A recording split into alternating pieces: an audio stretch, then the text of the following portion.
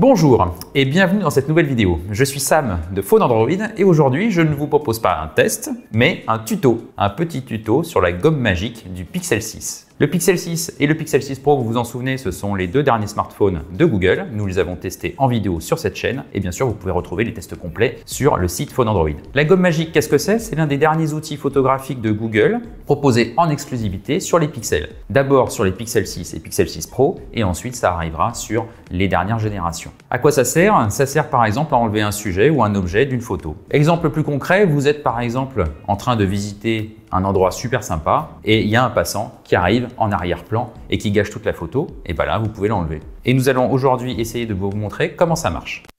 Le tuto va se passer en deux parties. D'abord nous allons faire une photo avec le Pixel 6 que voici et ensuite nous allons faire une photo avec le Find X3 Pro. Vous allez voir que la gomme magique s'utilise aussi bien avec des photos prises avec le Pixel 6 qu'avec des photos prises avec d'autres smartphones. Nous allons donc transférer la photo prise avec le Find X3 Pro sur le Pixel 6 et ensuite nous allons la retoucher avec la gomme magique. Nous avons reconstitué ici une petite scène avec deux petits personnages et deux objets qui sont incongrus. Par exemple, ce petit stylo qui est vraiment très moche, et ben on va l'enlever de la photo. Allez, on prend la photo.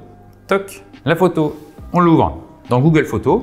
Il faut être connecté à Internet pour pouvoir se connecter à l'outil. Parce que si vous n'avez pas de connexion Internet, Google Photos refusera d'ouvrir les outils de modification. Donc pour accéder à l'outil, c'est simple. Il suffit d'aller sur Modifier, puis ensuite sur Outils. Et là, nous avons Gomme magique. Attention, les modifications que vous pouvez faire sur les photos dans Google Photos ne peuvent être faites qu'en mode vertical.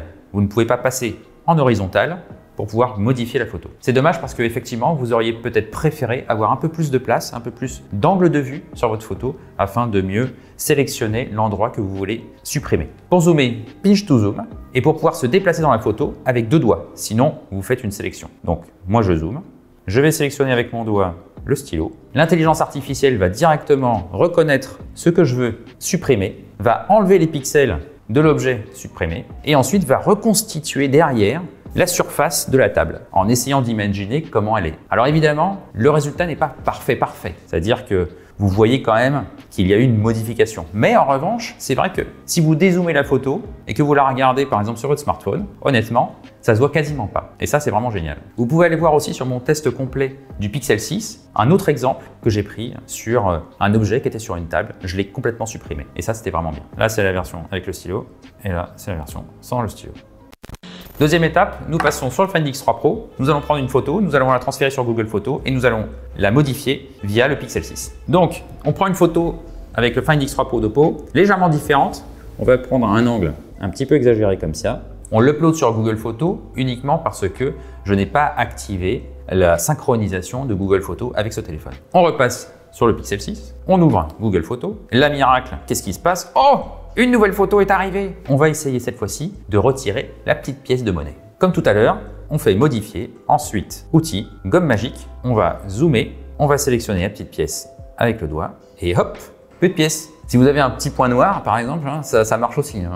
Mais attention de ne pas trop abuser parce que en fait ça peut aussi lisser le visage. Donc conclusion, ça veut dire que vous allez perdre en qualité, vous allez perdre en netteté si vous faites trop ça sur vos photos de visage par exemple. On peut recommencer avec le stylo.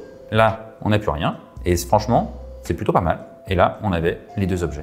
Évidemment, plus la scène va être complexe, plus il va y avoir de détails sur le sol, sur la table ou sur l'arrière-plan que vous utilisez pour faire la photo et plus ça va être compliqué pour l'intelligence artificielle de retirer l'objet ou le sujet et de recalculer des pixels derrière pour reformer une photo. Et évidemment, il y a des choses que vous ne pourrez pas enlever dans vos photos. Tant que ça reste simple, tant que ça reste petit, tant que ce n'est pas complexe, ça marche très bien. Après, évidemment, ça a des limites.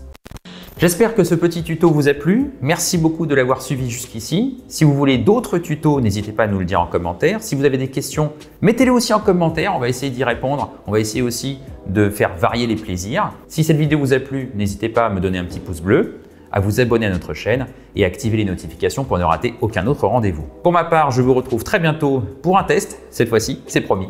Allez, portez-vous bien. Ciao!